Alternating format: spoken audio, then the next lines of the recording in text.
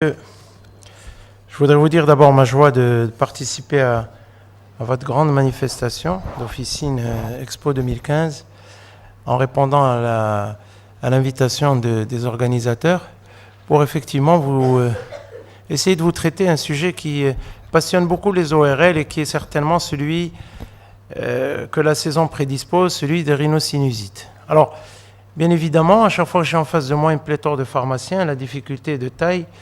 Parce que d'abord, vous n'avez pas accès à l'examen clinique. En fait, au comptoir, il y a l'interrogatoire qui prime, et donc vous devez avoir en votre possession des éléments qui vous permettent d'évoquer le diagnostic et certainement de donner les conseils et d'orienter à bon escient le patient.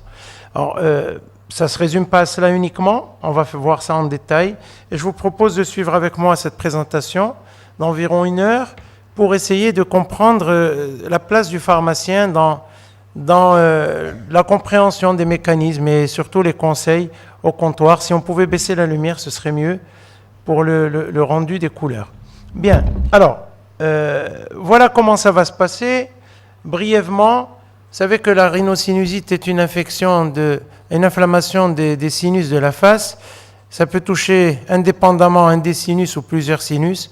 Et vous savez que les sinus postérieurs, notamment le sinus phénoïdal et les cellules ethmoïdales postérieures, sont en contact direct avec la base du crâne, donc il y a réellement un risque d'aggravation, de méningite, d'abcès du cerveau, et malheureusement, quand les choses traînent un peu, de situations assez gravissimes. Alors ça, c'est pour vous rappeler que réellement, on n'a pas toujours le temps de se retourner dans les sinusites et qu'il faut aller rapidement au fait. Alors, qu'est-ce que c'est ? On va essayer de voir d'abord quels sont les éléments qui vous permettront de reconnaître la sinusite au comptoir. Ensuite, on verra ce que réellement, pour mieux cerner la pathologie, que vous devriez savoir en tant que scientifique. Bien sûr, c'est des connaissances qui vont rester un peu sommaires eu égard malheureusement au fait que vous n'ayez pas accès à l'examen clinique.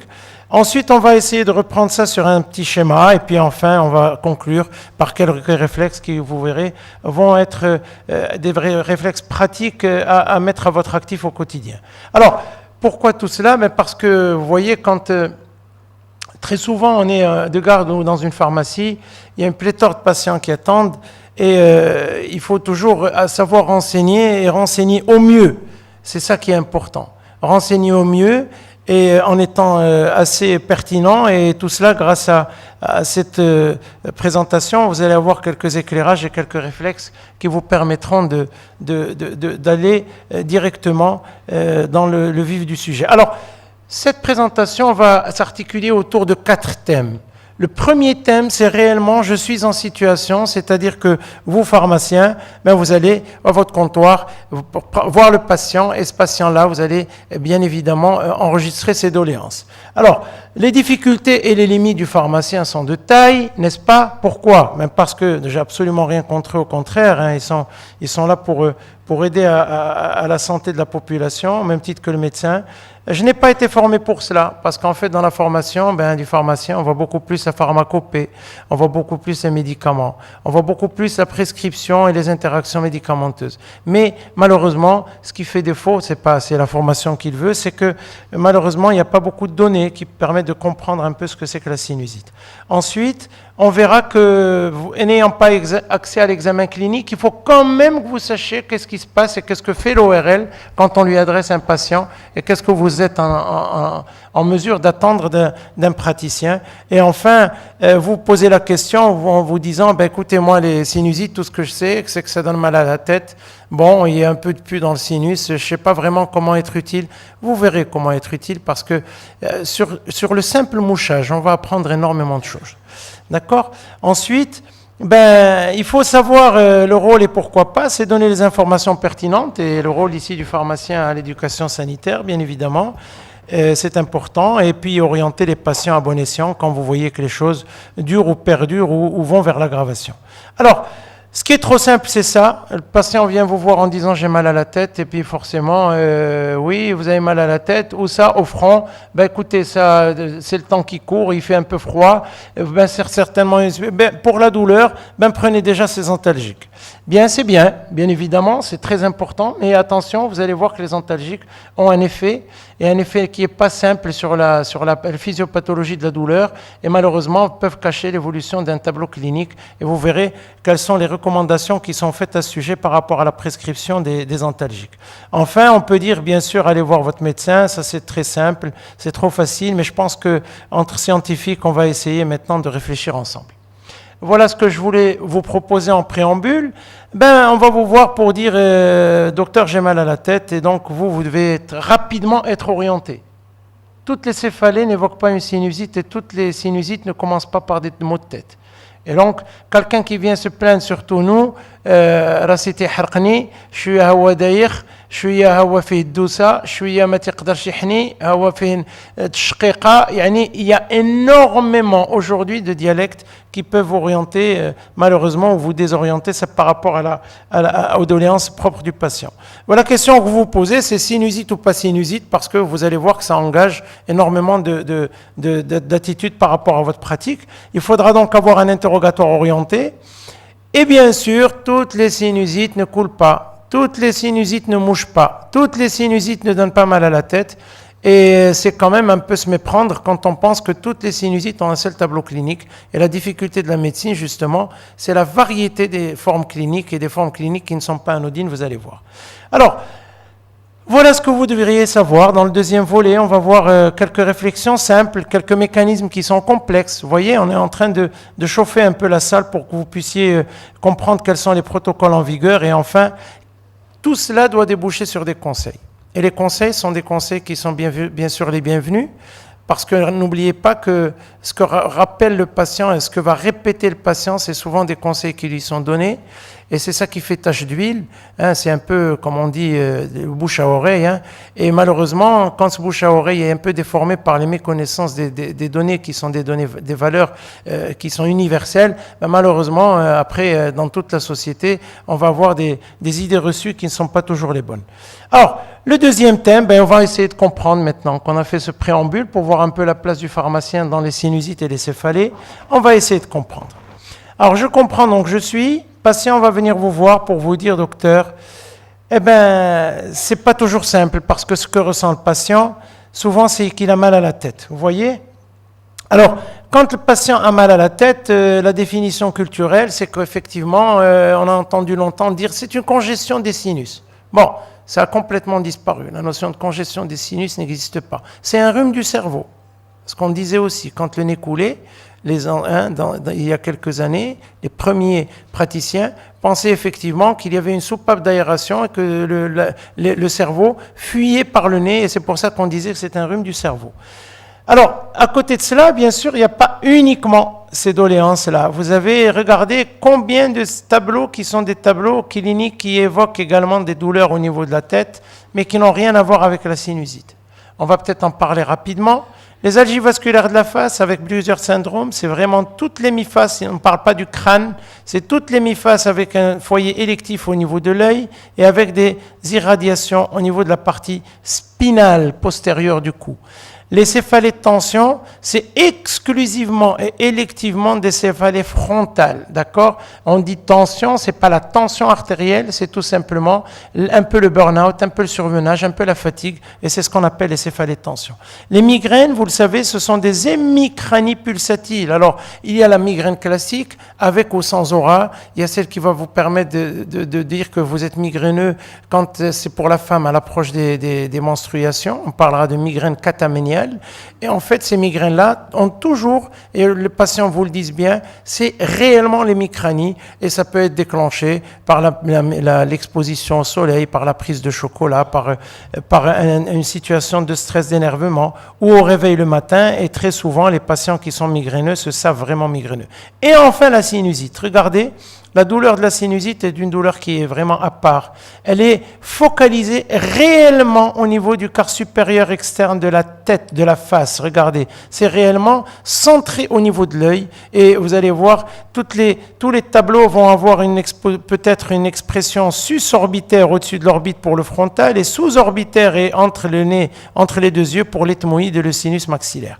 Voilà donc pour les différentes, si vous ou les situations qui peuvent donner mal à la tête, et mal à la tête, ce n'est pas toujours une sinusite. C'est important donc devant un patient qui vient vous dire j'ai mal à la tête, de le faire préciser comme on le fait avec un doigt la douleur, la projection de la douleur. Hein, quand il vous dit rasiti harqni, pour nous ça ne veut rien dire, c'est une douleur diffuse. Par contre, quand il peut montrer avec certitude et exactitude la douleur avec un seul doigt, on est plus orienté, c'est beaucoup moins diffus.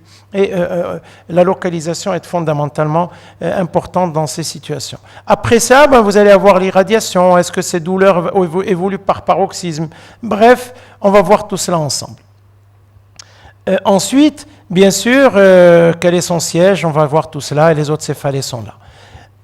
Alors, après cela, vous allez avoir un nez qui coule. Souvent, c'est comme ça. On a mal à la tête et le nez coule ou a coulé. Alors, quand le nez coule, vous allez voir par où il coule.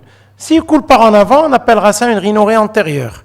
Et c'est très simple, il faudra voir la nature et la couleur. C'est très important. Nous, en consultation, on dit au patient, est-ce que votre narine est pleine? Oui, mouchez-vous. Le patient se mouche devant vous et vous voyez la couleur. C'est très important. Quand c'est jaune ou vert, c'est purulent, c'est verdâtre, c'est surinfecté. Et effectivement, le pus qui vient de la fosse nasale ne peut venir nulle part ailleurs que, malheureusement, des sinus. Et à ce moment-là, ce sera à vous d'évoquer la localisation. Alors, après... cette rhinorrhée va être unilatérale ou bilatérale, c'est pas la même chose. Faites attention, quand le nez mouche et mouche d'un côté, méfiez-vous, ça peut être un corps étranger chez l'enfant, ça peut être une sinusite d'origine dentaire, ça peut être une tumeur de la fosse nasale surinfectée et qui forcément va donner des douleurs au niveau de la face. Donc, rappelez-vous, toute localisation unilatérale de la douleur doit faire bien évidemment évoquer une localisation particulière. Pourquoi à droite? Parce que souvent quand c'est un rhume, le rhume intéresse les deux narines et les deux narines vont aller encombrer les sinus à leur tour. Et cet écoulement peut être bilatéral également. Et attention, c'est pas parce que le patient vous dit qu'il ne mouche pas qu'il n'y a pas de rhinorrhée. Et je vais vous le prouver, je vais vous le montrer en vidéo. Si on pouvait baisser la lumière, ce serait bien, s'il vous plaît. J'ai fait la remarque tout à l'heure pour que les couleurs, les rendus et surtout des vidéos soient meilleurs. Attention à la rhinorrhée postérieure. Le patient ne vous le dit pas, mais il va avoir souvent besoin de s'éclaircir la voix. Mais tout simplement parce qu'il y a des sécrétions qui coulent dans l'arrière-gorge. Et que vous ne verrez pas, même si vous lui demandez de se moucher. Et quand vous lui demandez « est-ce que vous mouchez ?», il vous dira non. Par contre, il a des sécrétions postérieures qui n'arrêtent pas de couler. Et voilà comment vous allez savoir. Est-ce qu'il a une irritation pharyngée? Est-ce qu'il a mal à la gorge? Est-ce qu'il a un émage? Le émage, c'est le fait de faire « voilà ». Et enfin, est-ce qu'il a une voix enrouée? Et très souvent, c'est au matin que cette voix est enrouée, parce que toute la nuit, les sécrétions coulent en arrière et elles vont lécher les cordes vocales et en se réveillant, les cordes vocales sont irritées et elles n'arrivent pas à émettre un son de qualité. Et cet enrouement va passer au fil du temps.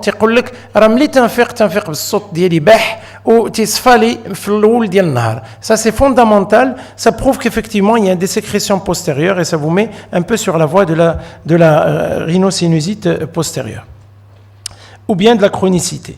Alors ensuite, ça j'ai dit lexique difficile, on en a parlé, et enfin quelques patients vont venir vous dire oui écoutez, j'ai une sinusite, j'ai été traité pour ça, j'ai même été opéré pour ça, maintenant je crois que je fais une rechute. Merci. Et donc à ce moment-là, vous comprendrez que la difficulté, c'est surtout d'évoquer le diagnostic de sinusite devant tout ce lexique-là, qui est un lexique à donner le vertige. Alors, voilà la première règle. Quand quelqu'un arrive à votre comptoir avec des céphalées, la première des choses, vous allez évoquer un interrogatoire pertinent. C'est fondamental de voir cette notion-là. S'il se plaint de céphalées, est-ce que ces céphalées vont augmenter, vont s'exacerber en antéflexion? L'antéflexion, c'est simple, c'est le moment de la prière, c'est poser la tête en bas. Donc quand vous posez la tête en bas, souvent c'est difficile parce que malheureusement les phénomènes inflammatoires augmentent avec la pression. Et donc quand vous mettez la tête en bas, vous augmentez la pression des cavités et donc vous réveillez la douleur et le patient va venir vous voir parce qu'il vous dit depuis quelque temps, j'arrive plus à prier, j'arrive plus à faire mes lacets, j'arrive plus à me baisser pour ramasser et c'est pénible pour moi. Donc cette notion-là est une notion fondamentale de céphalée qui s'aggrave dans la position de la tête en bas. C'est fondamental et ça c'est rapidement vérifiable auprès des patients. Alors, vous allez voir qu'il y a des micros qui sont noirs et des micros qui sont jaunes. Les micros qui sont jaunes, c'est réellement ce qu'on va appeler la question en or. Ce sont des questions qui, pour vous, vont rapidement vous orienter et vont vous mettre rapidement sur la voie. La première, c'est est-ce que votre nez est bouché? Donc, quelqu'un qui vient vous voir et avec des céphalées, la première question, c'est de voir si ces céphalées reflètent une sinusite. Et s'il y a sinusite, il y a forcément une obstruction nasale. Et donc, c'est important de voir si le nez est bouché. Ensuite, est-ce que vous mouchez sale? تتسوس النيوف ديالك الريحه واش كاين هذيك التنخيمه ديالك اللون ديالها c'est fondamental. Et enfin, on va essayer maintenant de voir un peu comment ça fonctionne. Je comprends donc je suis. On va voir que la sinusite, d'abord il y a le flux aérien nasosinusien normal. Ensuite, on verra quand est-ce qu'on passe de ce flux normal à un flux pathologique avec l'obstruction nasale et ses conséquences. Alors regardez rapidement comment fonctionne le sinus et la fosse nasale. Voilà comment le flux aérien passe par le nez, n'est-ce pas? Une fois qu'il passe par le nez, il va trouver un premier obstacle qui est le cornet inférieur. Vous avez, au niveau de la charpente squelettique de la fosse nasale, 3 cornets. Le cornet inférieur, le cornet moyen, le cornet supérieur. Ce cornet inférieur est fondamental à la fonction de respiration. Pourquoi? Parce que ce cornet inférieur a une triple fonction. Il humidifie, il filtre et il réchauffe l'air que vous inspirez.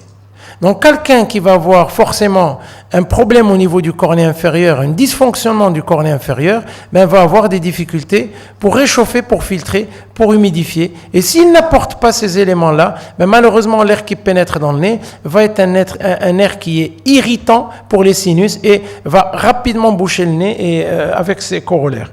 À côté de ça, regardez, quand on lève, regardez ce carrefour qui est fondamental. Ça, c'est le cornet inférieur. On n'a pas parlé du cornet moyen. Le cornet moyen, là, on va le soulever. Le flux nasal aérien, c'est ça. Donc, l'air passe par le nez, ou va passer dans les différents sinus. Ici, vous avez le sinus frontal. Là, vous avez le sinus sphénoïdal qui est postérieur. Vous voyez que le cerveau est juste au-dessus. Donc, dès que vous avez une petite inflammation, vous pouvez avoir des fois des petites lises de la paroi postérieure du sinus frontal et vous êtes en contact direct avec le cerveau. Même chose ici. Regardez la paroi supérieure du sinus sphénoïdal qui va lécher pratiquement les circonvolutions cérébrales. Alors, après, vous avez tout simplement dans le nez cette unité fonctionnelle. Quelle est cette unité fonctionnelle? Ce sont les sécrétions. Alors, les sécrétions, c'est quoi? Vous avez un épithélium qui est un épithélium en fait de type respiratoire. Ça veut dire que cet épithélium, c'est un revêtement qui intéresse tout l'arbre respiratoire. Et quand je dis tout l'arbre respiratoire, c'est pas que le nez, c'est la trompe de Stache, c'est l'oreille moyenne, c'est les sinus, c'est la trachée, les bronches. D'accord? Donc tout l'arbre respiratoire est revêtu de cette muqueuse respiratoire pour laquelle on reconnaît quelques éléments. Ces éléments-là, c'est pas important de les détailler. Rappelez-vous qu'il y a 2 phénomènes fondamentaux. Le premier phénomène, c'est la production par ces cellules qu'on appelle des cellules à mucus ou les cellules caliciformes de mucus qui est là. D'accord? C'est en fait nkhima de l'mrid. Tous les patients ont des sécrétions. Tous les humains ont des sécrétions.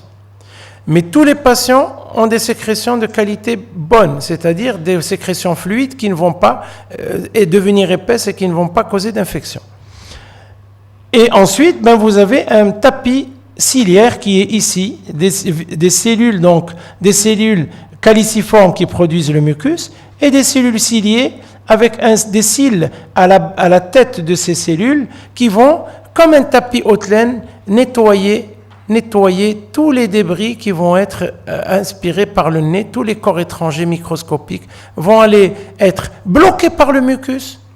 Et une fois que le mucus les bloque, les cils vibratiles vont commencer à fonctionner et à vouloir les évacuer de proche en proche. Vous voyez, quand même, c'est assez extraordinaire.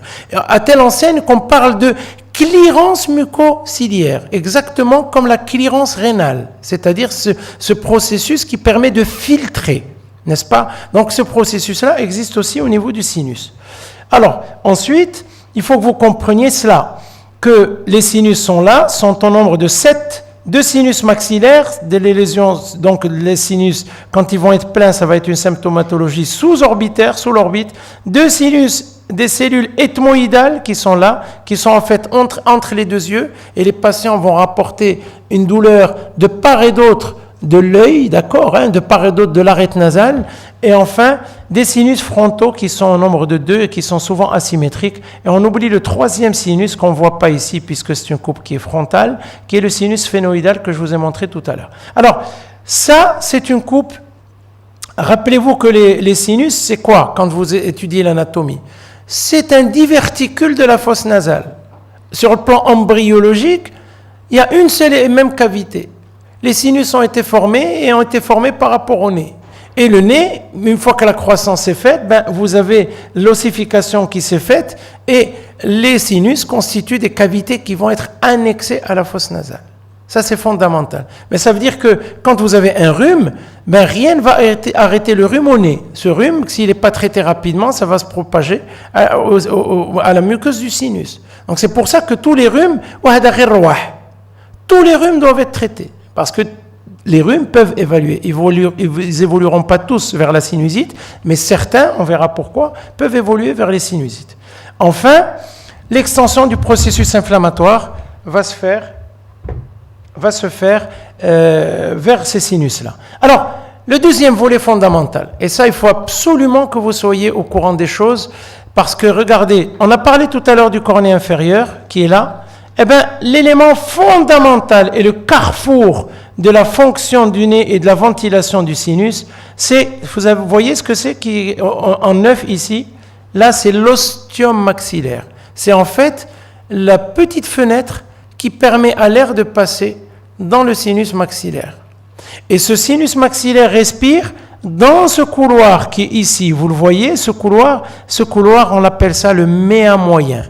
Ce méa moyen, c'est l'espace de drainage de tous les sinus antérieurs de la face. C'est en fait, vous avez l'orifice qui correspond à une ruelle et le couloir à un rond-point. Donc en fait, quand malheureusement la ruelle est pleine et que les gens veulent accéder à cette ruelle, ils vont être où? Ils vont se retrouver bloqués dans le rond-point. C'est exactement ce qu'il faut comprendre. Ça veut dire que quand l'ostium maxillaire est bouché, malheureusement cette obstruction va aller même jusqu'au méa moyen, et comme tous les sinus antérieurs de la face drainent dans le méa moyen, vous allez avoir une plénitude des sinus en cascade. Le sinus maxillaire va commencer, puis ensuite il y aura les cellules ethmoïdales antérieures, puis les postérieures, puis le sinus frontal. Donc ça, il faut que vous compreniez que dès que quelqu'un a une sinusite maxillaire, il est toujours temps de traiter, et malheureusement, quand on perd un peu de temps, les sinus en hauteur et en amont vont s'accumuler et vous donner des pansinusites, c'est-à-dire tous les sinus atteignent du même côté. Et la pansinusite n'a pas toujours le même pronostic et la facilité de traitement que connaît la sinusite maxillaire. Voilà, alors cette unité fonctionnelle, c'est la muqueuse nasale, je vous en ai parlé. Les cellules caliciformes produisent du mucus, les cellules ciliées vont nettoyer, et c'est fondamental. Regardez, à chaque fois que vous allez avoir des attaques extérieures, qu'on appelle communément les aérocontaminants. Alors, qu'est-ce que c'est les aérocontaminants? C'est le virus, c'est le tabac, c'est la pollution, c'est les allergènes. Tout ça va induire une modification de la muqueuse, un épaississement. Et cet épaississement va induire quoi? Malheureusement, regardez, une modification du mucus qui va devenir beaucoup plus épais. Et quand le mucus est épais, il va bloquer le système ciliaire. Et quand le système ciliaire est bloqué, il va y avoir un ralentissement du mécanisme. Et rappelez-vous, pour ceux qui fument, j'espère qu'il n'y en a pas beaucoup dans cette salle. C'est un vœu pieux, mais je suis persuadé qu'ils comprendront encore plus les choses. Le tabac est le ciliostatique par excellence. Pourquoi les tabagiques font plus d'infections, de bronchopneumopathie chronique, etc. Même parce que malheureusement, le tabac va ralentir lui-même et paralyser les cils vibratiles. Donc malheureusement, il agit négativement sur la clairance mucociliaire. Voilà. Donc l'obstruction ostiale est le mécanisme majeur, ça je vous l'ai dit. Dès que l'ostium va boucher, il se peut que ce soit au bout d'un rhume, tout simplement. Un rhume que vous n'avez pas soigné. Non, le doliprane c'est un antalgique. Le doliprane ne règle pas le problème de l'inflammation locale, fondamentale, on en parlera tout à l'heure. Cette inflammation est accidentelle, ce processus est rapide, d'accord, mais heureusement, il est réversible.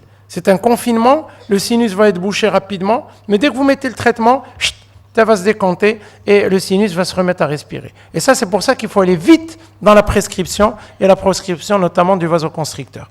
Alors, le traitement adapté doit être urgent, bien sûr, et c'est pour ça que quand vous avez des patients comme ça, il faut rapidement s'affairer à... Attention au processus inflammatoire, hein. Regardez, l'ostium va bloquer le méa, et quand vous avez bloqué le méa, l'extension de l'inflammation va se faire au sinus frontal et aux cellules ethmoïdales antérieures, je vous l'ai dit, et vous allez vous retrouver, malheureusement, au départ avec une sinusite maxillaire, mais après avec une pansinusite, et vous n'avez pas le même pronostic. On va essayer, si vous voulez bien, de voir un peu comment fonctionnent ces sinus. Sinus maxillaire, sinus cellule ethmoïdale antérieure ici, postérieure, sinus frontaux, le sinus phénoïdal est ici. Et qu'est-ce qui va se passer? Ce qui se passe, c'est commun, c'est tout simplement un petit rhume banal. Voilà les différents sinus, hein, maxillaire, sphénoïdal ici, cellule ethmoïdale et le frontal. Vous allez avoir une participation, si vous voulez, d'une inflammation. Si on voit tout simplement ce sinus-là, cette cavité sinusienne avec son ostium qui est là, d'accord? Voilà l'ostium, et voilà les fameux mucus, et le mucus qui va bloquer les particules, et voilà ces particules qui vont descendre, vous les voyez? Donc il ne va pas les laisser rentrer. Malheureusement, tout passe par le sinus, par l'ostium. Et une fois que cette muqueuse va devenir inflammatoire, regardez, la muqueuse est épaissie, quand elle s'épaissit, elle va boucher l'ostium, et malheureusement, vous allez avoir un trop-plein qui va en permanence boucher, et cette sinusite va malheureusement se développer après un rhume banal. Alors ça, c'est le propre de l'obstruction. Et vous pouvez tous faire l'exemple, tous faire cette expérience-là. Vous prenez un morceau de coton, vous le mettez dans le nez, votre nez respire normalement. Au bout de 5 minutes, pas plus, vous enlevez le morceau de coton, votre nez coule. D'accord? Mais parce que l'aération est le seul moyen de faire en sorte que le nez reste sec. Il est humide, mais si vous voulez, il n'y a pas de profusion de sécrétion. Et dès que vous avez une obstruction, automatiquement, il y a un catarrhe qui en découle. Bien, alors, quelles sont les applications? Les applications, c'est la grippe et les vasoconstricteurs. C'est pour ça qu'on va en parler des vasoconstricteurs, hein, qui a eu du Pernazèle dans le temps. Maintenant, vous avez l'Otrivine. En France, il y a la Turgil, il y a l'oxymétazoline, tout ça, vous connaissez. Ce sont des produits, on va en discuter. Attention, il ne faut pas donner, ça donne des spasmes, les malades vont en mourir, etc. On va en discuter tout à l'heure longuement, si vous voulez bien. Le deuxième mécanisme, c'est la rhinite allergique. Vous avez de la fièvre? Non. Vous êtes enrhumé? Non. Je ne comprends pas pourquoi vous faites une sinusite. Ah si, moi je comprends. Parce que le mécanisme est un mécanisme inflammatoire et il est là, il est sous-tendu par une rhinite allergique, par la pénétration d'un allergène qui n'est pas un virus, n'est-ce pas? Et donc qui ne va pas occasionner d'infection. Ça, on parle bien d'inflammation, et cette inflammation, si elle n'est pas traitée à temps, va donner une infection. Pour ça que les rhinites allergiques qui vont évoluer vers une sinusite, il ne faut pas les opérer, parce que malheureusement, le fondamental, si vous voulez, c'est l'inflammation de la muqueuse, et que l'inflammation de la muqueuse, elle est médicale, n'est-ce pas? Et elle n'est pas chirurgicale. Il est exceptionnel de voir opérer des sinusites allergiques, c'est vraiment quand les sinus sont pleins et qu'il n'y a pas d'autre. Et ça, vous devez le comprendre. Toute cause récurrente de nez bouché finit par se répercuter sur l'aération des sinus de la face. Quelqu'un qui a une déviation de la cloison, une très forte déviation de la cloison, il respire bien, mais il a un seul côté qui ne respire pas. Tant qu'il n'a pas de rhume, il est bien. Il va s'enrhumer, quel est le sinus qui va être malade? Celui qui ne respire pas. Il va décompenser. Le nez, déjà, il a du mal à respirer. Si en plus il y a un rhume, le côté qui est dévié, malheureusement. Et c'est pour ça qu'il faut être vigilant quand vous posez la question. Vous voyez, toute incompréhension du mécanisme de la prise en charge d'une sinusite va vous réduire à traiter uniquement le symptôme. Et quand on dit le symptôme, c'est quoi? Nez bouché, oui, mettez des gouttes. Vous avez une infection, oui, écoutez, mal, prenez un antalgique. On ne règle pas le problème parce qu'on risque de précipiter les rechutes et retarder le diagnostic. Alors maintenant, on va voir quelles sont les voies d'infection de la face. Je vous ai très souvent parlé du nez, que du nez. Il n'y a pas que le nez, regardez. Quelles sont les modalités d'infection? Elles sont de deux ordres.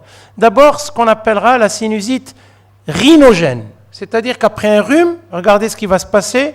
Voilà la voie d'aération du sinus. L'air passe par le nez. Il va passer au-dessus du cornet inférieur et en dedans du cornet moyen et se retrouver par l'ostium maxillaire ici, n'est-ce pas? Cet ostium maxillaire va lui permettre d'aérer le sinus. Quand vous avez un rhume, Ben, la première des choses, c'est que malheureusement, l'inflammation ne va pas s'arrêter parce que la muqueuse est la même, il n'y a pas de limite anatomique, il n'y a pas de limite histologique, c'est la même muqueuse et il y a une continuité anatomique. Ce sont des cavités qui sont annexées à la fosse nasale. Donc, n'attendez pas à ce qu'un rhume ne se développe pas en sinusite. Alors, le deuxième volet, ça, c'est pas méchant. Le deuxième volet, il faut peut-être que... Voilà, le deuxième volet, c'est celui-ci. C'est le contact de la dent, de la racine dentaire avec le plancher des sinus. Toutes les dents ne sont pas en rapport, on verra lesquelles. Le Jean en a parlé déjà quelques années, regardez, l'équipe de Nantes. Dans sinusite dentogène, regardez ce que ça donne ça. C'est-à-dire qu'il y a un conflit de mauvais voisinage et la dent va infecter le sinus. Qu'est-ce qui va se passer? Ben, malheureusement, quand vous ne traitez pas à temps la sinusite dentogène, suivez avec moi s'il vous plaît, il va y avoir un blocage de l'ostium. Vous voyez qu'ici, il n'y a pas de blocage. Le nez continue à respirer normalement. Donc, quand vous avez une sinusite à partir d'un point de départ dentaire, il faut agir rapidement. Parce que sinon, la sinusite va évoluer. Elle va venir fermer l'ostium et organiser réellement une sinusite qui est une sinusite mixte, c'est-à-dire une fois que le nez va être bouché à ce niveau-là, ben la sinusite va être mixte à la fois par mécanisme rhinogène et par mécanisme dentogène. Donc la sinusite dentaire, pourquoi? Ben parce que vous savez, dans le temps, on ne faisait pas d'endoscopie, il y en avait très peu. Il y a 30 ans de cela, les choses ont nettement évolué avec les moyens modernes, l'endoscopie. Il y avait une endoscopie diagnostique. Qu'est-ce qu'on faisait? On endormait le malade, on faisait une incision dans le vestibule, on faisait une trépanation de la paroi antérieure du sinus, une toute petite, et on mettait l'optique pour voir. C'est ce qu'on appelait la sinusoscopie diagnostique, pour essayer de comprendre. Il n'y avait pas de scanner, il n'y avait rien. C'est révolu, mais ça nous a quand même appris des choses. Quoi? Regardez ce que vous voyez ici. Ça, c'est une vision d'une sinusoscopie. Vous vous rendez compte ce que c'est ça? Ça, c'est les procès alvéolaires des dents.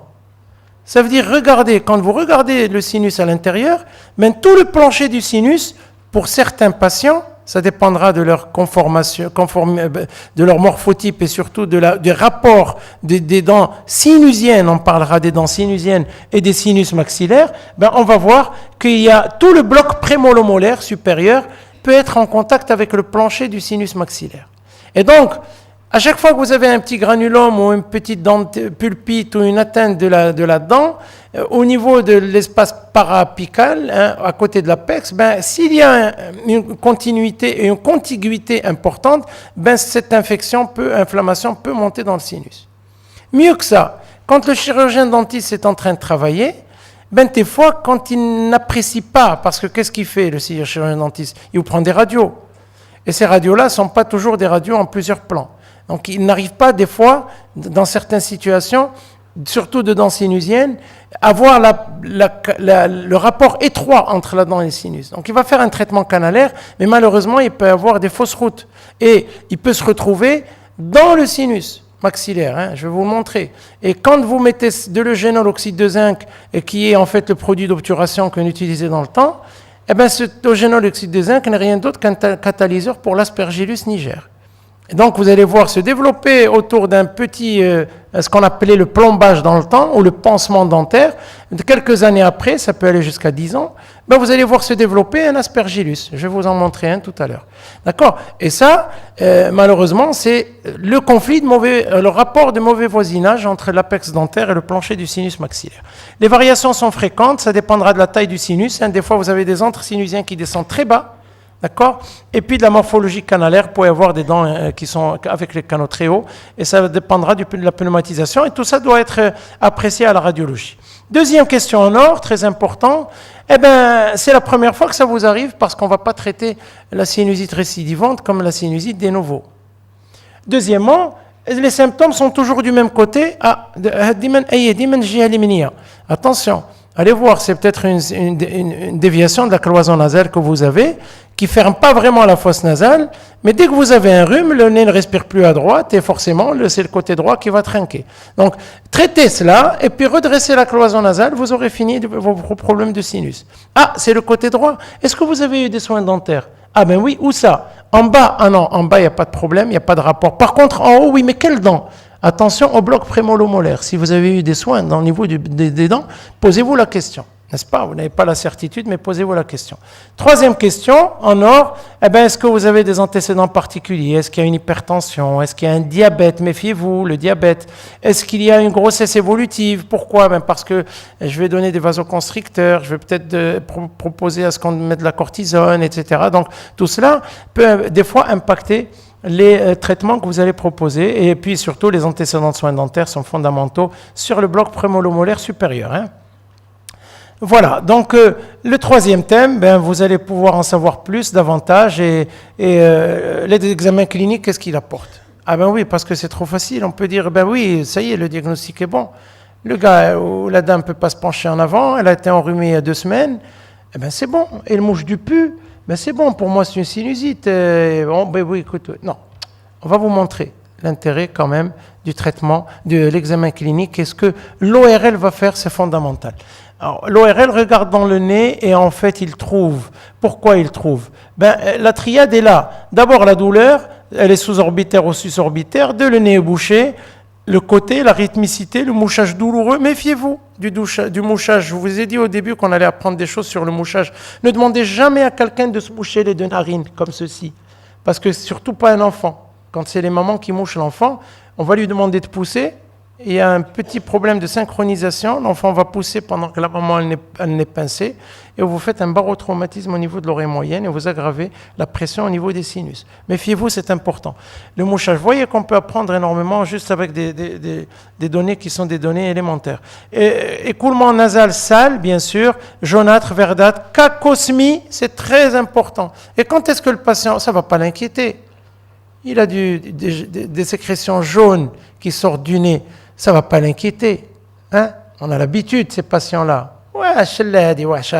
Ça fait 2 mois que le nez coule et ça ne s'en préoccupe pas. Par contre, dès qu'il va commencer à sentir le pourri, il va venir vous voir. C'est la cacosmie. C'est la cacosmie, ça vient de caca. En fait, c'est une odeur pourrie que le patient va sentir. Soit il la sent spontanément, soit il va la sentir quand il éternue. Et il y a une odeur qui est une odeur pestilentielle, réellement. Ensuite, il y a les filets de sang, parce qu'au top de l'inflammation, vous avez la congestion, et dans la congestion, vous avez des petits filets de sang qui peuvent apparaître. Et donc, dès que le malade va moucher, et à la fin du mouchage et du pu, il y a un petit filet de sang, il arrive en courant, c'est ça qui l'inquiète. Mais le pu, il a l'habitude. D'accord? Ensuite, très important, regardez s'il y a dans les antécédents proches d'un rhume ou des soins dentaires. Voilà, on va vous montrer un peu ce qu'est l'examen rhinoscopique sur toutes ces coutures, ce que l'on fait cliniquement tout le temps, ça je crois qu'on va passer. Voilà ce que l'on fait avec une petite lumière frontale. On va regarder dans le nez, voilà, avec une petite lumière frontale, avec un spéculum à valve, bivalve, on va écarter le nez et puis regarder à l'intérieur pour voir s'il y a des sécrétions ou pas. Mais très honnêtement, de vous à moi, je vais vous faire une confidence. C'est un examen qui est réservé aux omnipraticiens. Ça, un ORL ne peut pas aujourd'hui continuer à examiner pour des doléances rhinologiques, j'entends bien. Pour un examen courant, ça va. Quand quelqu'un vient vous voir parce qu'il a des problèmes de nez, si vous l'examinez en ORL avec un spéculum bivalve et une lumière frontale, c'est que vous êtes encore moyenâgeux. On est passé à autre chose parce qu'on a besoin de comprendre. Voilà l'examen pratiqué. Ça, c'était pour les omnipraticiens que j'avais fait cela. Dans la fosse nasale droite, ça c'est typiquement ce que l'on voit. Voilà la cloison nasale, voilà le cornet inférieur, n'est-ce pas? Fosse nasale droite, cornet inférieur et cloison nasale. Et on va passer à gauche. Et à gauche, qu'est-ce qui se passe? La même chose, on va mettre le spéculum bivalve, cloison nasale ici et cornet inférieur. Voilà ce que le généraliste voit. Il ne voit pas plus. Ça ne renseigne pas énormément. Il faut vraiment qu'il y ait beaucoup de sécrétions pour qu'ils comprennent qu'il y a une sinusite. Ce n'est pas évident. Par contre, maintenant, on a avancé depuis un moment et grâce à cela, vous pouvez en même temps, vous avez vu? C'est très simple ça. Ça, c'est le jetage postérieur. Quand rien ne coule en avant, il faut rapidement regarder dans la gorge si rien ne coule en arrière. Et surtout si le patient vous dit « j'ai une odeur qui est un goût un peu désagréable en bouche ». Et puis je sens une odeur qui est une odeur fétide. Vous examinez, vous ne trouvez rien, ben, vous mettez un abaisse-langue et regardez la quantité de pus qui coule en arrière. Ça, vous faites le diagnostic, c'est clair. Alors, grâce à la rhinoscopie moderne, on a avancé énormément les choses, puisque vous savez que depuis maintenant 15-20 ans, tous les sinus s'opèrent par voie endoscopique. On opère tout en vidéo-endoscopie maintenant. On ne fait plus d'incisions pour les pathologies inflammatoires, même chroniques des sinus. Alors voilà ce que l'on fait. On va utiliser d'abord un nasofibroscope. Le nasofibroscope, c'est un petit outil que vous connaissez bien, je présume, et qui va vous permettre de rentrer à l'aide d'une petite lumière. Il va démarrer. En principe, il le devrait. Voilà. Avec une petite lumière et un petit, si vous voulez, un petit appendice que vous pouvez diriger. Donc vraiment, vous allez vous promener dans la narine et vous allez inspecter tous les endroits que vous voulez voir. Et notamment, le meilleur moyen qui est inaccessible à l'examen clinique pour un généraliste. Il n'est accessible qu'au fruit. Pourquoi? Même parce qu'il se trouve au-dessus du sinus du cornet inférieur et en dehors du cornet moyen. Donc vraiment, il faut y aller et vous allez, grâce à cela, voir le diagnostic et faire le diagnostic d'une sinusite. Alors maintenant, on peut le faire mieux que ça, à l'optique droite, à l'optique rigide. La qualité de l'image est meilleure, mais malheureusement, vous ne pouvez pas diriger parce que pour diriger, vous allez vous heurter malheureusement aux structures du nez à l'intérieur et vous risquez de faire mal au patient. Voilà, donc l'optique rigide, vous voyez déjà la caméra est différente et la qualité de l'image est différente. Ce n'est pas tout. Pour nous comprendre ce que l'on voit, c'est tout simplement ça. Quand on regarde, là, c'est une vue d'ensemble du sinus, de la fosse nasale gauche. Donc, le septum est ici à gauche, le cornet inférieur, le cornet moyen devant. Voilà ce qui est fondamental, c'est ce plancher, parce que toutes les sécrétions vont venir se poser sur le plancher de la fosse nasale. Et dans le fond, ça va être marqué, vous avez l'orifice tubaire, la trompe de Stage qui va s'ouvrir latéralement vers l'oreille qui est ici, et le cavum qui est en fait ce qu'on appelle le rhinopharynx communément. Et quand vous remontez, regardez, quand vous remontez, ici vous avez le récessus sphénoïdmoïdal, c'est pas important, mais c'est surtout qu'en remontant, regardez ce qu'on voit, on est bien content de le voir quand on y arrive, regardez, voilà, ce petit orifice qui est là, gentil. C'est l'ostium sphénoïdal. Et on vous dit, il n'y a pas de sinusite sphénoïdale. Je n'ai pas besoin de radio pour ça. D'accord? Donc, ça prouve que vous pouvez être à même de faire des diagnostics endoscopiques, que l'imagerie n'est pas toujours incontournable, puisqu'il faut prendre en compte ces facteurs irradiants. La radio, l'imagerie irradie quand même un peu. Des fois, c'est indispensable, c'est nécessaire. Bien, alors, ça, on l'a vu. Alors, le conseil en or, c'est ça. Le premier, fondamental, couleur égale infection, mouchez-vous et regardez vos sécrétions. C'est fondamental, on dit souvent, le patient, est-ce que vous mouchez, est-ce que vous ne mouchez pas? Ça va rapidement. Céphalée, mouchage purulent égale sinusite, vous ne vous cassez pas la tête. Après, on va voir comment l'examen des sinus. J'écoute et j'examine. D'accord? Alors d'abord, on va essayer de mettre en relation l'examen avec ce qu'on a écouté. On va tout de suite écouter. Alors pour l'écoute, c'est très bien, je pose des bonnes questions. C'est-à-dire, est-ce que c'est la première ou pas la première? Ah oui, parce qu'il y a des sinusites chroniques. Et ces sinusites chroniques vont faire quoi? Elles sont douloureuses? Non, elles ne sont pas douloureuses. Sinusite chronique n'est jamais douloureuse. Mais elle va se réchauffer.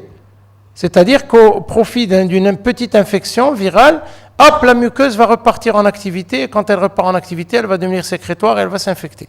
Donc, elle va réchauffer. Donc, c'est à ce moment-là qu'il peut y avoir une douleur.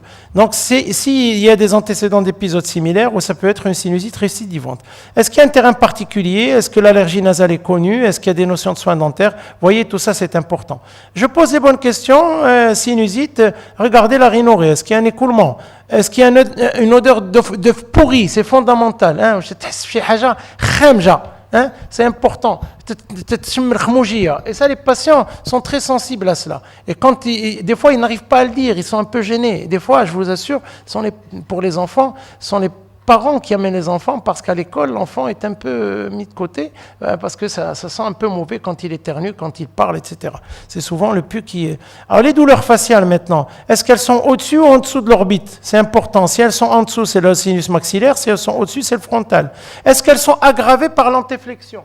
Quand vous vous baissez, est-ce que vous avez une douleur avec une sensation de protrusion du globe. Si vous avez ça, c'est une sinusite. Est-ce que ces douleurs sont soulagées par le mouchage? C'est fondamental, parce que le mouchage, c'est la pléthore d'inflammation. Quand vous dégagez, ben on se sent un peu mieux. D'accord? Donc ça prouve aussi que c'est une sinusite. Et enfin, elles sont souvent difficiles à supporter. Et quand elles sont difficiles à supporter, méfiez-vous, la forme la plus atroce de sinusite maxillaire aiguë, c'est la sinusite bloquée. C'est-à-dire où tout le sinus est bloqué, où rien ne passe.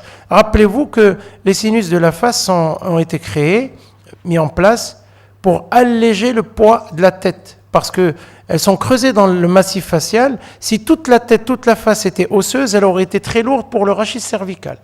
Donc Dieu, en créant l'individu, a fait en sorte que ces cavités soient présentes, et il leur a donné une fonction qui est une fonction d'aération de la face. C'est pour ça que le premier symptôme quand ces sinus sont pleins, ben c'est qu'il y a une sensation de pesanteur de la face. D'accord? C'est fondamental cette notion-là. La consultation doit être rapide. Alors en bref, j'examine, mais c'est pas grave. On va examiner pour voir un peu. Regardez avec moi s'il vous plaît, c'est intéressant. Ça, on voit tout de suite. Je ne sais pas si on va pouvoir revenir. Oui. Elle va démarrer. J'espère qu'elle va démarrer. Il faut absolument qu'on voit cette vidéo. Sinon, on va cliquer dessus. Non, c'est dommage. Il faut qu'on puisse cliquer dessus. Vous pouvez cliquer sur la vidéo dessus, s'il vous plaît, en régie.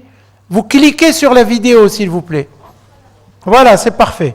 C'est parti. Regardez ce filet épais entre le cornet inférieur et le plancher de la fosse nasale. Eh bien, ça ne nous dit pas d'où vient le pus. Par contre, le cornet moyen est là. Rappelez-vous que l'ostium, le sinus maxillaire est là. Il n'y a toujours pas de pus. On n'en voit pas de pus là. Hein. Par contre, en arrière, regardez la grosse coulée, ce qu'on appelle la répurulente. Elle vient vraiment en arrière et où on la retrouve? Eh bien, on la retrouve dans le pharynx en mettant en abaisse-langue.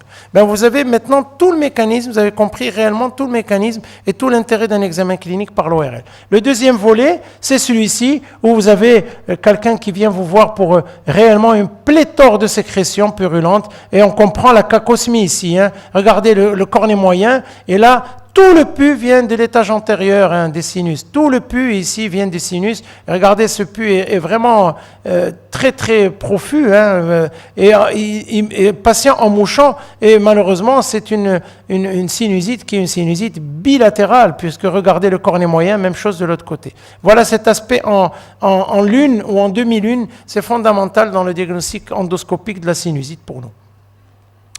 Alors, exploration radiologique des sinus. Est-ce qu'on fait une radio ou on ne fait pas une radio? Tout le monde fait ça. Voilà. Écoutez, on va remettre les pendules à l'heure. Il n'y a pas d'indication, il n'y a aucune indication dans la sinusite aiguë puisque vous avez la douleur, le mouchage, les antécédents de rhume terminés. Avec cela, il suffit d'évoquer, bien sûr, le tableau fébrile qu'on oublie parce que c'est une infection. Vous êtes à 38,5, 39 des fois. L'examen clinique doit conduire exclusivement au diagnostic. Par contre, dans la sinusite chronique, c'est autre chose, ou dentaire, l'examen clinique est insuffisant et la démarche diagnostique nécessite obligatoirement à l'exploration en imagerie. C'est fondamental et voilà pourquoi, regardez dans la sinusite, tout ce qui est aigu, diagnostic clinique, et donc vous allez tout de suite enrayer les radios, vous n'en avez pas besoin, parce que c'est de l'irradiation en plus et des sous en plus. Par contre, tout ce qui est chronique et ce qui est dentaire, le diagnostic se fait à la radiologie et voilà la place de l'imagerie. C'est surtout le scan, on oublie toutes les autres incidences qu'il y avait, le blondeau, le front menton plaque, le hirsch, la face de profil, la face haute, tout ça c'est terminé. Ne pas trop répéter chez l'enfant, méfiez-vous, parce que l'enfant, il y a quand même une calotte crânienne qui est de faible épaisseur. Donc quand vous irradiez, il y a toujours une répercussion, malheureusement, des rayons sur le cerveau. Donc ne répétez pas trop ça chez l'enfant. Il faut avoir beaucoup de sens clinique et savoir examiner. Très important pour comprendre que ce bilan radiologique aujourd'hui n'est valable que pour la chronicité, pour les sinusites d'origine dentaire. Voilà par exemple une radio. Qu'est-ce qu'elle nous montre? C'est un blondoscanner. Elle nous montre que les sinus sont là. Ça, c'est les orbites. Pour replacer tout le monde, ça c'est le cerveau, ça c'est les orbites, les sinus maxillaires. Et bien regardez l'épaississement de la muqueuse du sinus maxillaire. Et non seulement ici il y a un épaississement, mais en plus toute cette partie-là qui normalement doit comporter, regardez le cornet moyen est là, eh ben, entre le cornet moyen et le sinus maxillaire, ben, c'est là où vous avez l'ostium maxillaire, il est fermé, et vous avez un blocage complet ici. Vous voyez l'aération en cadre, qui est assez ici évocatrice de sinusite chronique. Le conflit entre le méa et l'ostium maxillaire, c'est ce qu'on appelle le conflit ostioméatal, et qui est une indication chirurgicale. Et enfin, le degré d'aération du sinus maxillaire. Donc voilà, si vous voulez, pour nous, le rôle et la place de l'imagerie dans ces situations. Alors, maintenant, pour terminer, je veux quand même savoir comment on traite. Ah ben c'est parfait, on est vraiment à l'heure. Je veux savoir comment on traite. Ben, pour traiter, il y a le traitement médical. Il faut de toute façon essayer par le traitement médical de reperméabiliser la fosse nasale. Vous avez compris que le point de départ, c'est le nez qui est bouché. Si vous voulez que le sinus s'aère, eh ben, il faut déboucher le nez. Pour déboucher le nez, ben, on a deux moyens. On a les vasoconstricteurs, n'est-ce pas? Oui ou non? Qui c'est qui utilise les vasoconstricteurs? Qui c'est qui en a peur? Et on met les risques. Et enfin, à côté, on a le mouchage. Et le mouchage doit être fait de façon énergique. Alors, tout le monde a peur des vasoconstricteurs. Qui ici a une hantise des vasoconstricteurs? Un. Il y en a une, c'est pas grave, les autres, ils n'ont pas peur, ils vont. Tout le monde. Non, tout le monde. Alors, je vais vous raconter l'anecdote qui va durer moins d'une minute. Vous savez, il fut un temps, la Sécu française a eu de gros difficultés. Donc, on a appelé tous les experts spécialité par spécialité, avec des pharmaciens, avec des médecins, avec des experts en statistiques et en méthodologie de recherche. On leur a dit, écoutez, tous les produits pour lesquels, malheureusement, on n'arrive pas à quantifier réellement l'efficacité, parce qu'on n'arrive pas à faire de dosimétrie, parce qu'on n'arrive pas à doser la concentration de ces produits-là quand il y a un passage muqueux, ben malheureusement, c'est des produits qu'il va falloir oublier de la prescription. Et c'est comme ça qu'on a vu disparaître une flopée de gouttes nasales. Vous avez connu cela. Une flopée de gouttes auriculaires. Même chose, les gouttes auriculaires ont disparu, certaines. Et puis les ORL sont retrouvés en manque de prescription, parce que quand quelqu'un vient vous voir et qu'il n'a pas grand-chose et que vous lui donnez un petit pchut dans le nez pour le calmer parce que vous savez que ça se situe ailleurs, ça rendait bien des services. Mais malheureusement, on n'a pas réussi à le faire. Alors, eh bien, qu'à cela ne tienne, les ORL ont fait une mise au point et puis les vasoconstricteurs ont été à l'honneur en 2011, ça n'a pas changé. On a mis ce qu'on appelle en place le RCF, c'est des recommandations par consensus formalisé. Et puis la Société française d'ORL a remis à l'ordre du jour les vasoconstricteurs en rhinologie. Et vous avez la date, vous avez le lien. C'est un texte court et un texte long qui est pratiquement libre d'utilisation, hein, qui est fait pour cela, qui n'est pas du tout protégé et qui nous permet de citer quoi? Les trois conclusions de ce travail-là. Ces recommandations, c'est d'abord que l'utilisation doit être rationnelle. Quand on dit rationnel, c'est le nombre d'administrations, la modalité d'administration et la durée d'administration qui ne doit pas excéder 6 à 7 jours. Il n'y a pas de vasoconstricteur 1 mois, il n'y a pas de vasoconstricteur 10 jours, 15 jours, etc. C'est moins de 10 jours, entre 5 et 8 jours. Voilà la prescription, voilà l'utilisation rationnelle. Secondo, on disait, oui, mais vous savez, quand vous allez arrêter... Ah, pourquoi on a mis ça? On n'a pas mis ça dans les sinusites. Parce que les sinusites, une fois que vous reperméabilisez le nez et que le virus s'en va et que vous traitez par l'antibiotique, ça va mieux. Mais ça a été mis au point pour la fameuse grosse maladie dont les ORL ont très peur parce qu'ils n'y peuvent rien, c'est la fameuse rhinite vasomotrice. Hein? C'est les cornets inférieurs qui gonflent, et quand ils gonflent, ben, ils dégonflent uniquement à l'avantage de vasoconstricteurs. On ne sait pas pourquoi, c'est des phénomènes vasomoteurs. On disait, ben oui, quand vous arrêtez les vasoconstricteurs, ben oui, la muqueuse reprend, effectivement. Et on s'est rendu compte que l'effet rebond réellement était anecdotique, que dans la série, dans la cohorte qui avait été utilisée, très peu de patients avaient un effet rebond, c'est-à-dire la réapparition de la symptomatologie à l'arrêt du traitement. Et enfin, les contre-indications sont réellement limitées. Et quand on dit limitées, elles vont être limitées par l'âge, parce qu'on sait qu'il y a une sclérose vasculaire avec l'âge, elles vont être limitées avec le terrain cardiovasculaire. Quand je dis terrain cardiovasculaire, c'est les antécédents de spasme coronarien, c'est les antécédents d'infarctus du myocarde. Qu'est-ce que ça représente dans la pharmacopée des gens qui ont des sinusites? Pas grand-chose.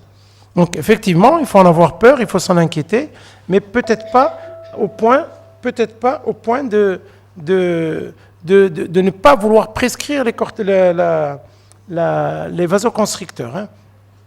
Voilà. Alors, le mouchage après, eh oui, On a dit le mouchage. Eh bien, le mouchage, je me suis permis de vous le mettre en grand parce que on dit toujours, oui, vous mouchez-vous. C'est narine par narine. C'est le mouchage à la turque. C'est comme ça qu'il faut faire. Oula.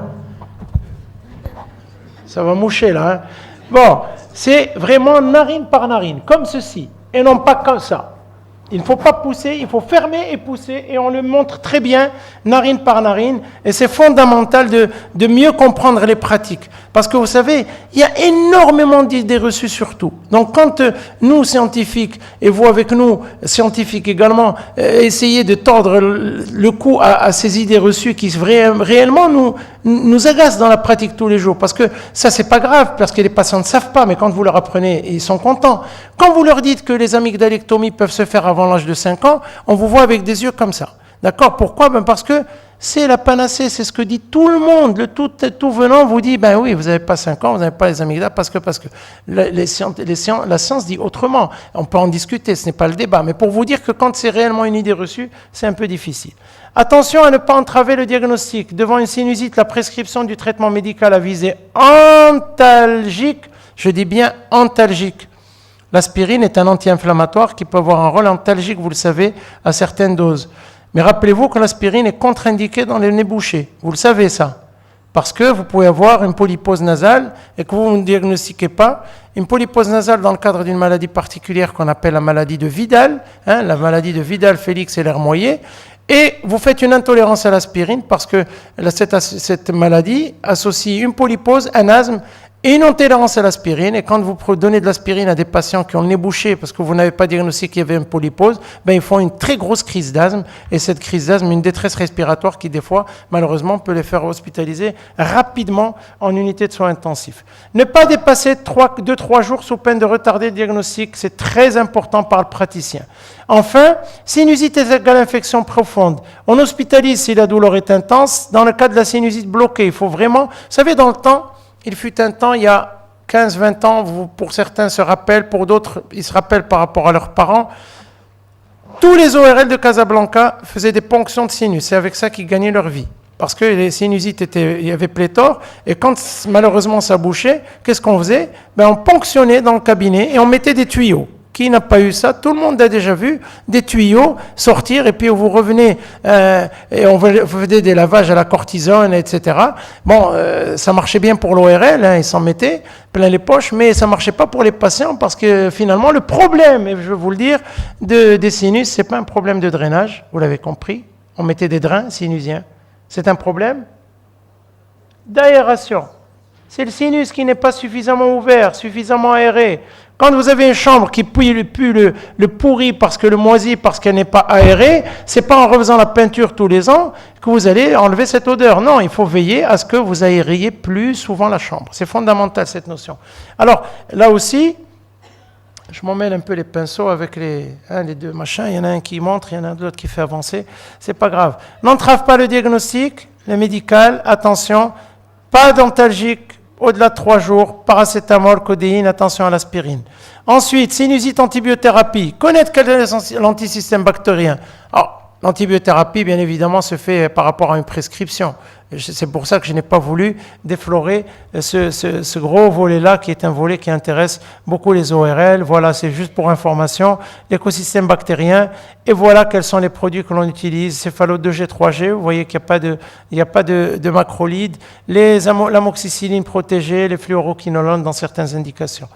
Enfin, corticothérapie. Attention, elle est indispensable. Qu'est-ce que c'est que l'antibiotique? C'est de l'eau de Javel. Vous prenez un sinus, vous lui mettez de l'antibiotique dessus, les sécrétions étaient vertes, qu'est-ce qu'elles font? Elles deviennent blanches. Tout le monde est content. Non, il récidive à l'arrêt de la... Pourquoi? Mais parce que l'ostia n'est pas libéré. L'ostium du sinus, le nerf moyen, n'est pas libéré. Et vous ne pourrez le libérer que ne pas donner de corticothérapie compromet la restitution fonctionnelle du tapis mucociliaire et donc du sinus. Ça veut dire que, monsieur, mais il est diabétique, le patient. Monsieur, elle est enceinte, la dame. Et il est hypertendu. Vous savez que la corticothérapie, il n'y a aucune contre-indication à la corticothérapie en cuir courte. Combien j'ai dit de contre-indication? Aucune. Aucune. L'hypertension, le diabète, ce sont des situations que l'on doit gérer avec les praticiens qui exercent en même temps et qui sont en charge de ce patient-là. Vous appelez le diabéto, on appelle le cardio en disant écoute, la dame fait une sinusite bloquée, il faut absolument que je débloque, je peux pas même si je devais intervenir, il faut préparer le nez, et donc il faut m'aider à ce que, je vais la passer sous insuline pendant le temps. Voilà, on a réglé son problème. La seule contre-indication qu'il faut se rappeler de la corticothérapie, c'est la maladie psychiatrique. D'accord? Parce que malheureusement, vous avez une levée des inhibitions, vous pouvez avoir un passage à l'acte sous corticothérapie et ce serait dommageable quand même. Hein. Alors, vous avez compris, vous voyez cette très très belle vision vue sur l'océan et les fenêtres ouvertes. Le problème est celui de l'aération et non celui du drainage. Donc, la ponction que l'on fait encore malheureusement aujourd'hui dans certaines contrées, on a ponctionné parce que non, ça n'existe pas. On ne fait que aéré en faisant une méatotomie moyenne. Cette chirurgie pour la sinusite bloquée, pour la sinusite sur corps étranger dentaire, pour la sinusite chronique, quand il y a un confinement, elle est indispensable et c'est ce qu'on appelle la méatotomie. Qu'est-ce qu'on fait? On va aller par voie endoscopique, repérer le méa et faire une fenêtre autour du méa. C'est exactement ce que je disais tout à l'heure, c'est pour apporter beaucoup plus d'air dans le sinus. Et qu'une fois que vous apportez beaucoup plus d'air, vous avez levé le problème d'aération. Et voilà un tout petit exemple, regardez ce que je vous disais tout à l'heure. Ça, c'est un corps étranger d'origine dentaire qui a été fait 10 ans auparavant. Il s'est organisé. Maintenant, c'est un aspergillus. Voilà ce que l'on fait. Je ne sais pas si elle va démarrer ou il va falloir cliquer dessus. Voilà. On va s'en aller cornet moyen ici. Donc, le sinus maxillaire est là. Regardez, on va aller luxer le cornet moyen pour rentrer dans le sinus maxillaire. Et une fois qu'on a localisé l'ostium du sinus maxillaire, on va faire une fenestration. Là, on est en train d'ouvrir le sinus maxillaire. Vous allez voir, c'est plus net. Hein. Bien sûr, c'est une ambiance hémorragique à laquelle l'ORL est quand même assez habitué. Une fois qu'on en a fait ça, on va ouvrir le sinus maxillaire par voie endoscopique. Rappelez-vous que dans le temps, on faisait des chirurgies en passant par voie externe, hein, là, sous la lèvre. Regardez, le sinus maxillaire est ouvert. Vous avez vu? On va élargir l'ouverture avec une pince rétrograde, vous avez vu, on va prendre, les risques sont bien évidemment existent dans ce type de chirurgie, mais quand on a l'habitude, il n'y a pas de souci. Et regardez ce qu'on va sortir, on va sortir ce très très gros aspergillus qui est là, cette lésion que vous voyez ici, c'est celle-ci, Iyahadi. Vous la voyez? Ça ne partira pas avec traitement médical, parce que de toute façon, cette concrétion s'est faite autour de l'amalgame, autour d'une pâte dentaire, et une fois que vous avez évacué, grâce à cette chirurgie, qui est une chirurgie hautement fonctionnelle. Alors, traitement adjuvant, attention à écarter les gens du tabagisme actif ou passif, traiter un reflux, une anémie, attention aux allergènes, contrôler une situation de rhinite allergique, tout cela est indispensable parce que sinon c'est des facteurs d'échec thérapeutique. Et puis enfin, regardez en conclusion la sinusite, elles sont assez disparates, vous avez les formes aiguës, les formes chroniques, les formes dentaires, les formes rhinogènes, et tout cela, bien évidemment, il faut en comprendre les mécanismes. Tout cela parce que l'ORL est au centre des débats, mais grâce à vous et avec ce qu'aujourd'hui nous avons partagé, il y aura beaucoup moins de mystères, j'espère. Ensuite, ces sinusites-là connaissent bien sûr sur le plan thérapeutique une antibiothérapie, ce n'est pas le but, il faut en connaître la durée. Il faut savoir que les traitements vont aussi incontournablement traiter de la corticothérapie. Attention aux traitements antalgiques qui vont déguiser un peu le tableau et surtout si elles sont prescrits, s'ils sont prescrits au-delà de 3 jours. Voilà. Et enfin, d'aboutir sur des conseils que j'espère cette présentation vous a enrichi. Donc cette présentation vous a enrichi. Je vous remercie de votre participation.